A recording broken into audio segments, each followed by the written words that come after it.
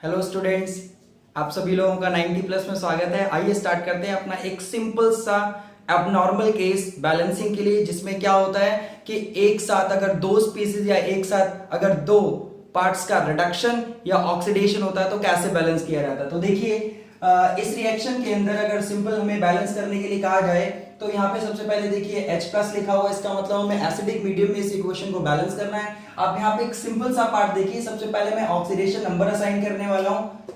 Arsenic यहाँ पे आपका +3 स्टेट में, सल्फर यहाँ पे -2 स्टेट में। सभी लोगों को ऑक्सीडेशन नंबर निकालना जरूर आना चाहिए। यहाँ पे आपका नाइट्रोजन +5 स्टेट में, ऑक्सीजन -2 में है। इस आर्सेनिक ऑक्साइड के अंदर, ऑक्साइड आयन के अंदर जो है, अगर आप ऑक्सीडेशन नंबर निकालेंगे तो ये +5 आता है। सल्फर इंडिविजुअल है 0 स्टेट में, और इस नाइट्रोजन पे आप अगर ऑक्सीडेशन नंबर निकालेंगे तो +4। अच्छी बात यह है, इस बैलेंसिंग में देख सकते हैं कि आर्सेनिक +3 से +5 में जा रहा है, तो मतलब इसका क्या हुआ है, ऑक्सीडेशन। इस स्पीसीज का क्या हुआ है, ऑक्सीडेशन। ध्यान से चेक कीजिएगा, जबकि सल्फर -2 से 0 में जा रहा है तो इसका भी ऑक्सीडेशन। एक बात ध्यान से चेक कीजिए, दो स्पीसीज का क्या हुआ है, ऑक्सीडेशन हो रहा है। दो स्पीसीज का ऑक्सीडेशन हो रहा है एक ही कंपाउंड के अंदर। साथ ही साथ अगर आप नाइट्रोजन वाले हिस्से को देखें, नाइट्रोजन वाले हिस्से को देखें तो +5 से +4 में ये रिड्यूस हो रहा है। इसका मतलब इसका ऑक्सीडेशन नंबर घट चुका है और ये आपका रिडक्शन।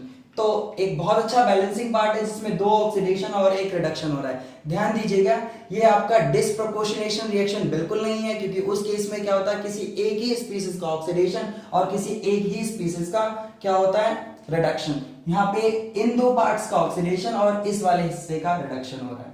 तो चेक करते हैं कि कैसे इसे बैलेंस करें। तो सबसे पहले आप इसको इग्नोर कीजिएगा, क्योंकि बैलेंस जब आगे करेंगे तो हाइड्रोजन आयन, जब हाइड्रोजन बैलेंस करना होगा तो एसिडिक मीडियम के केस में हम इसे ऐड कर लेंगे। तो अब हमारे पास रिएक्शन को हम देखो ऐसे हिस्सों में लिखेंगे। अब आर्सेनिक और सल्फर ये दो पार्ट्स हैं, इनको इंडिविजुअल लिखें। जैसे 2 आर्सेनिक अलग अलग लिख के इन्हें सॉल्व करना पड़ेगा आपको। ये आपका -2, 3 ऑफ सल्फर with 2 parts, ठीक है, मतलब 3 of sulfur with 2 minus, 1 is NO3 और यहाँ पे ASO4 3 और ये आपका सल्फर एज इट इज रहेगा और NO2। इनके ऊपर जो इनके चार्जेस थे, मतलब ऑक्सीडेशन नंबर, वो मैं असाइन कर देता हूं वापस।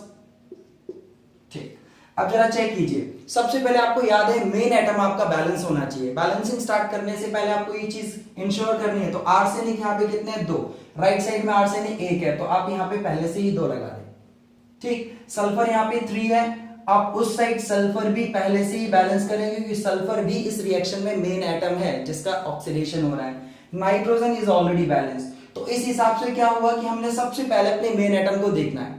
ठीक, अब इतना करने के बाद अब आपको ऑक्सीडेशन नंबर डिक्रीज और ऑक्सीडेशन नंबर इंक्रीज पे ध्यान देना है। तो जरा देखो, यहाँ पे एक आर्सेनिक पे +3 चार्ज है, 2 आर्सेनिक पे कितना होगा टोटल, +6 ऑक्सीडेशन स्टेट। एक सल्फर पे -2 है और यहाँ पे 3 सल्फर पे कितना होगा, of course it is -6 oxidation state. ये आपको साफ नजर आ रहा है, +5 ही रहेगा क्योंकि एक ही नाइट्रोजन है। यहाँ पे एक आर्सेनिक पे +5, बट 2 आर्सेनिक पे टोटल ऑक्सीडेशन स्टेट +10। ये आपका एज इट इज है, कोई प्रॉब्लम नहीं। यानी कि टोटल ऑक्सीडेशन स्टेट चेक करनी पड़ती है। अगर आपका एटम रिपीट हो रहा है तो हमें टोटल ऑक्सीडेशन स्टेट पे ध्यान देना है। तो इस सभी टोटल ऑक्सीडेशन स्टेट हमने लिख ली। अब क्या करना है आपको, टोटल इंक्रीज और टोटल डिक्रीज चेक करना। देखिए, आर्सेनिक सल्फाइड जो था, ये जो दोनों मिला के आर्सेनिक सल्फाइड जो आपका बन रहा था, इसका टोटल ऑक्सीडेशन स्टेट कितना हुआ, 0 हुआ। देख सकते हैं आप, -6 और +6 के साथ 0, तो ये 0 से +10 जा रहा है। तो ऑक्सीडेशन स्टेट इंक्रीज बाय 10। और जबकि आप यहां से चेक कर लें, ऑक्सीडेशन स्टेट +5 से +4 इट इज रिड्यूस्ड और डिक्रीजेस बाय 1। अब आप सीधे ही कर सकते हैं, इतना ही तो मुश्किल था, सिंपल पार्ट। उसके बाद तो वही है, वही सब कुछ करना है। तो इस वाले हिस्से को आप देख सकते हैं, इस वाले हिस्से को आप कितने पार्ट से मल्टीप्लाई करेंगे, इस वाले नंबर से क्रॉस होता है ना, इस वाले नंबर से इस हिस्से को, ये दोनों को मिला करके, और इस वाले पार्ट को आप 10 से करें। तो आप सबसे पहले इसको इकट्ठा लिख लो। कैसे लिखेंगे, एक साथ कैसे लिखेंगे, AS2 S3। वो मैंने आपको अलग अलग सिखाने के लिए बताया, तो आप एक साथ लिख सकते हैं। और इस हिस्से को हम किससे मल्टीप्लाई करने वाले थे, किससे मल्टीप्लाई करने वाले थे, ऑफ कोर्स इस वाले पार्ट को हम 1 से करने वाले थे, कोई चेंज नहीं आएगा इसमें। ठीक, अब जरा चेक करो, इस वाले पार्ट को आप कितने से कर रहे थे, 10 से, तो 10 से मल्टीप्लाई करने के बाद आपके पास कुछ इतना आ जाएगा, और यहां पे आपका ये 10 मल्टीप्लाई करने का दिया आ जाएगा। बट एक और चीज भूलेगा नहीं, आपका ये जो सल्फर है इस वाले हिस्से को भी आप इसी में इंक्लूड कर रहे हैं ना, सल्फर वाले पार्ट में ही आपका आएगा, तो ये आपको कितने से मल्टीप्लाई करना पड़ेगा, बिल्कुल इट इज बाय 1, तो ये आपका एज इट इज रहेगा, एज इट इज रहेगा।